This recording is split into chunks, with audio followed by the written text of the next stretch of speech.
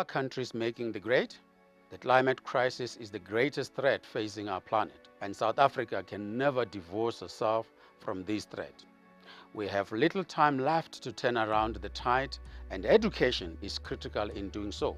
In South Africa, climate change education is poor, and this is especially the case among countries most responsible for current levels of greenhouse gases. Urgent action among education and climate stakeholders is needed to integrate the education sector in climate policy and decision-making, position the education workforce as climate stakeholders, and strengthen the capacity of education systems to engage in climate action.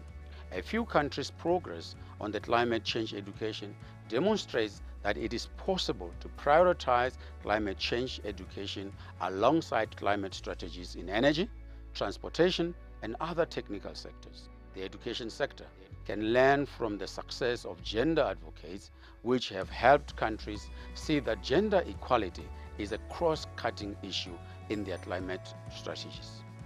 We therefore have the following recommendations. We need the funding, resources, and strengthening of education system as a climate-relevant sector.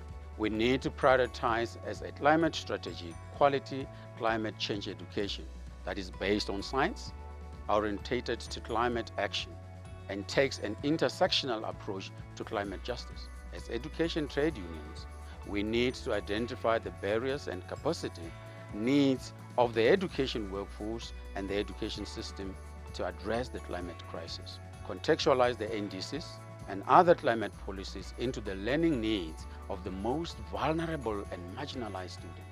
Develop mechanisms like the EI Climate Change Education Ambition Report Card to hold local, national, regional, and global decision makers accountable for the climate change education policy and implementation. The countries are not making the grade. What they are doing is greenwashing. Let's save the planet. Let's save our future.